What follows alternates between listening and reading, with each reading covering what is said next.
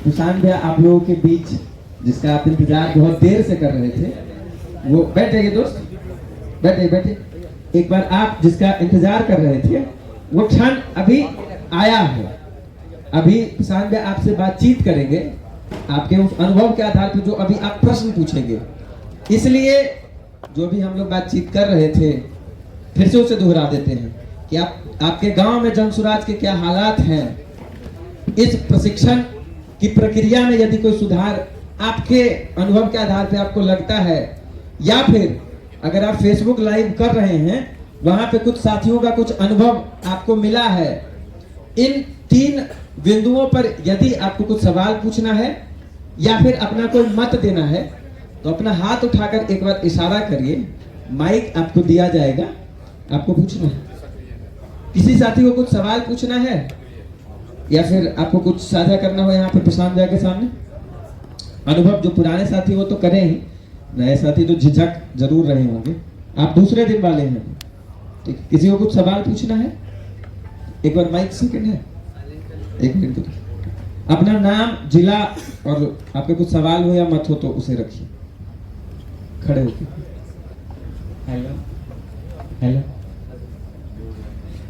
मेरा नाम चंदन है और हम वैशाली जिला से हैं, फतेहपुर प्रखंड से।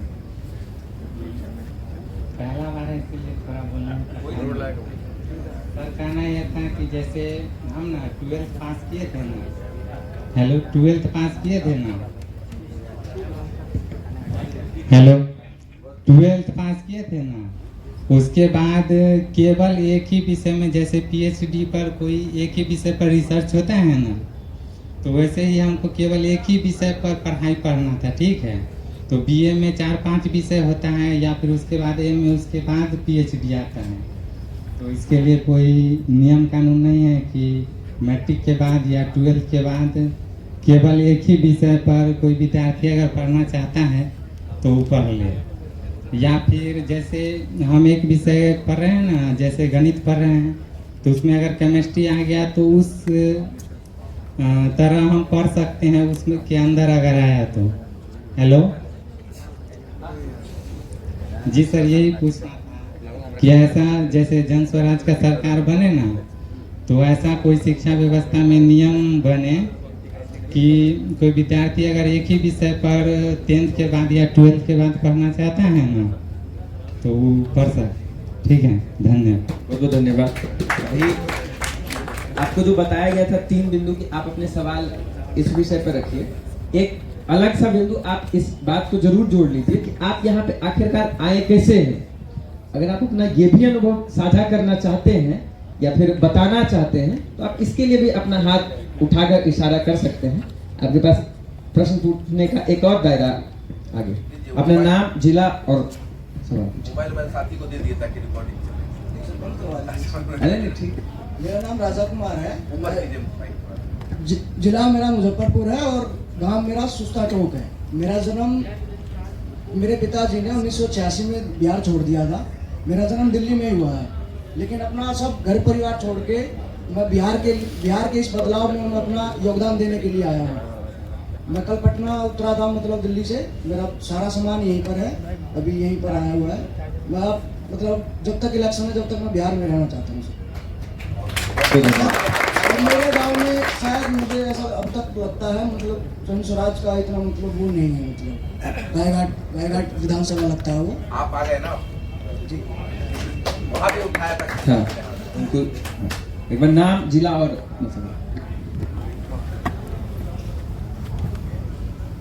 हेलो सर, नमस्कार। मेरा नाम चंदन कुमार पांडे है और मैं रोहतास जिले और विक्रमगंज प्रखंड से आया हूँ। मेरा एक सवाल है मेरे मन में, जैसे कि आप कहते हैं कि जो लोक नियोजन है, मतलब जो सरकार द्वारा नौकरी दी जाती है, उसमें जो भ्रष्टाचार है उसको नियंत्रित किया जा सकता है।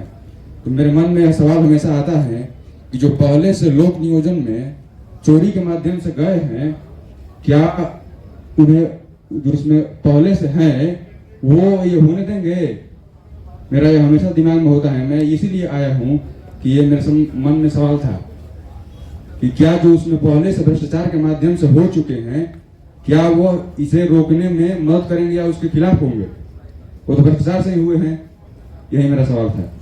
ठीक है, बहुत बहुत धन्यवाद। इधर से किसी को और सवाल? हाँ, एक बार पीछे उनको दीजिए। पीछे देखो वहाँ पे अमन। हेलो सर, मेरा नाम ऋषि ठाकुर है और मुजफ्फरपुर बिहार से आए हैं। और डिजिटली प्रशांत जी से एक बार और बात हुआ था हमारा, जब बीपीएससी का मुद्दा चल रहा था उस टाइम पे। सर, हमारा कुछ सुझाव है और कुछ एक्सपीरियंस है जो हम शेयर करना चाहते हैं आप लोगों के साथ। मोतीपुर ब्लॉक हुआ हमारा पंचायत जसौली, और पिछले कुछ टाइम से 3-4 साल से हम कॉरपोरेट में जॉब भी कर रहे हैं, टेक सेक्टर में। लेकिन पिछले 6 महीना से हम बिहार में रह रहे हैं और पिछले 1 महीना से अपने गांव के जो इलाके हैं उसमें इस वजह से थे कि ये समझ सके कि जन स्वराज का कितना लोगों तक बात पहुंच रहा है और जो समस्याएं हैं। क्योंकि मैं मोतीपुर ब्लॉक का डिजिटल प्रभारी भी हूँ, तो कुछ समस्याएं मुझे आ रही है, उसके बारे में भी आपको बताना चाहते हैं। जैसे कि सबसे पहला जो इशू है कि जो डिजिटल टीम है, क्योंकि मुझे यूट्यूब, फेसबुक, बाकी जितने भी सोशल मीडिया प्लेटफॉर्म है उसके बारे में ऑलरेडी पहले से पता है, क्योंकि हम बहुत पहले से यूज कर रहे हैं। हम चाहते हैं सर एक सुझाव कि ब्लॉक के हर ब्लॉक में या फिर पंचायत लेवल पे तो पॉसिबल नहीं है, क्योंकि बहुत सारे ऐसे लोग हैं जो पटना नहीं आ पाते हैं और वो चाहते हैं कि हमें वहीं पे गांव में ही या फिर ब्लॉक में अगर प्रोटेक्शन मिल जाता है इसी चीज़ का, तो उनका थोड़ा काम आसान हो जाएगा। हम चाहते हैं सर कि ब्लॉक में एक सुविधा बनाया जाए कि जो लोग यहाँ से सीख के जा रहे हैं या फिर जिनको ऑलरेडी नॉलेज है इन चीज़ों के बारे में, वो एटलीस्ट जन स्वराज उनको कुछ रिसोर्सेज प्रोवाइड करवाए जिनके माध्यम से वो चीज़ हो पाए। ठीक। और इधर लड़कियों में से किसी को कुछ सवाल पूछना है या फिर इस तरफ में से और कोई साथी? आप? हाँ, पूछो। एक मिनट। अमन।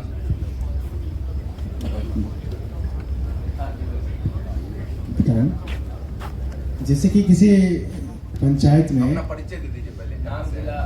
मेरा नाम राजू मिश्रा हुआ और जिला मधुबनी और झंझारपुर लोकसभा क्षेत्र से बिलोंग करते हैं। फुलपरास विधानसभा क्षेत्र है और ग्राम चोनी पड़ते हैं। जैसे कि कोई पंचायत में भी, जैसे कि हमारा संकल्प में है जो 2000 रुपये के बाद आप एक दान बॉक्स में दे सकते हैं, लेकिन कोई ऐसा भी है व्यक्ति है जो मुद्रा दान नहीं कर सकते हैं, किसान है, तो क्या वह अपना ज़मीन के लिए वह किसी वार्ड में या किसी पंचायत में ऐसा ऑफिस या किसी बना के लिए जन स्वराज उसके लिए क्या योगदान दे सकते हैं? क्यों?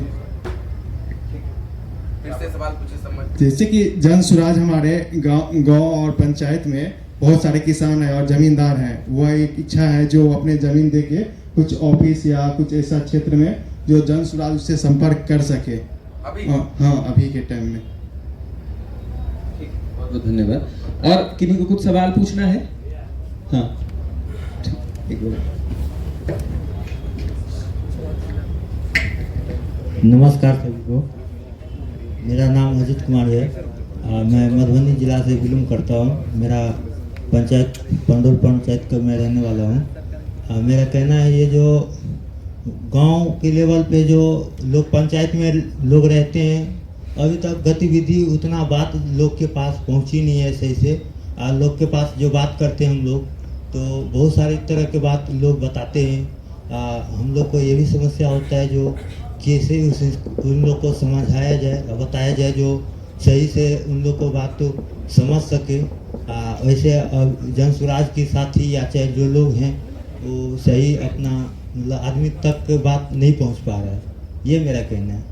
एक ये और बात है मेरे लिए, जो जन स्वराज से जुड़ के कोई काम कर रहा है या समाज में कुछ बात बता रहा है, जो जिसकी मजबूती है या समाज में जो बाहुबल या चाहे बहुत सारा रंग है, लोग बहुत सारे रंग के बात बताते हैं या हम लोग को तकलीफ देने की कोशिश करता है, तो हमारे लोग के लिए कुछ ऐसा हो सके जो बचाया जा सके। इसके बाद हम लोग एक आखिरी सवाल लेंगे, लेकिन उससे पहले मैं बस ये बता दूं कि ये सब वह डे 0 के साथी हैं। इसमें से करीबन 45 से 48 लोग अभी हैं। एक सुमन वाहिनी है, वो 10 लोग को आगे लेकर आए हैं। ये सब हमारे डे 1 के साथी हैं। इसमें करीबन 32-33 लोग हैं और इधर डे 2 के लोग हैं जो 19 लोगों की संख्या करीबन अभी है। डे 3 का बैच चूंकि शुरू अभी नहीं हुआ तो वो अब कल से होने वाला। हाँ, ये डे 0 है, ये डे 1 है, ये डे 2 है। डे 3 का अभी कोई नहीं। एक आखिरी सवाल अभी हम लोग लेंगे फिर। हाँ सर, मेरा नाम जितेंद्र कुमार है, मैं बक्सर से हूँ। मैं यही पूछना चाहता हूँ कि हम लोगों को जो 5 योजनाओं के बारे में बताई गई हैं, तो वो योजनाएं जो हैं कितने % तक मतलब कि खरी उतरेगी जब पार्टी आएगी सत्ता में, तो 5 योजनाएं कब तक जैसे कि लागू हो जाएंगे और कितनी % तक हम लोगों को उससे बेनिफिट मिलेगा, मैं ये जानना चाहता हूँ। धन्यवाद।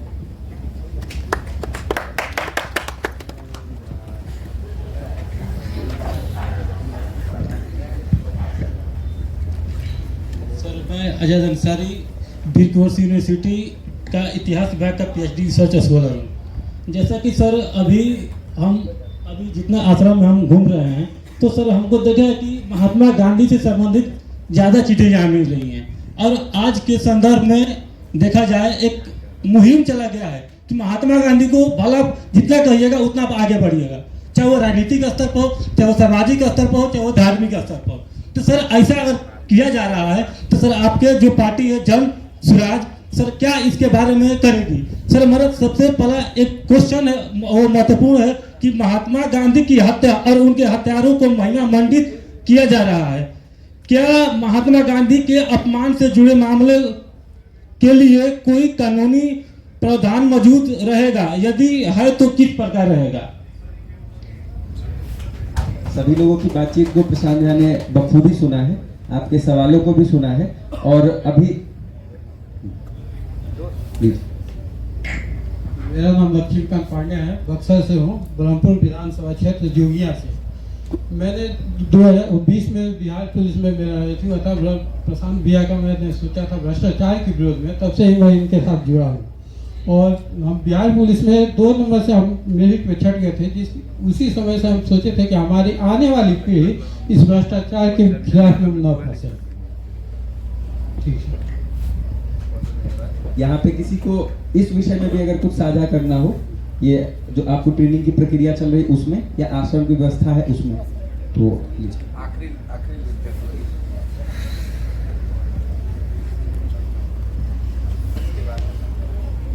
मेरा नाम राहुल कुमार, मैं सासाराम रोहतास जिला प्रखंड शिवसागर से आया हूँ।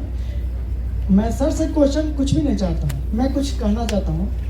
मुझे बहुत खुशी हुआ यहाँ आकर के और सीख करके कि मैं पहली बार ऐसा सर को पर्दे पर देखा करता था और आज साक्षात हम सामने प्रशांत किशोर सर को अपने आंखें से देख रहे हैं। मुझे बहुत खुशी हुई इसके लिए।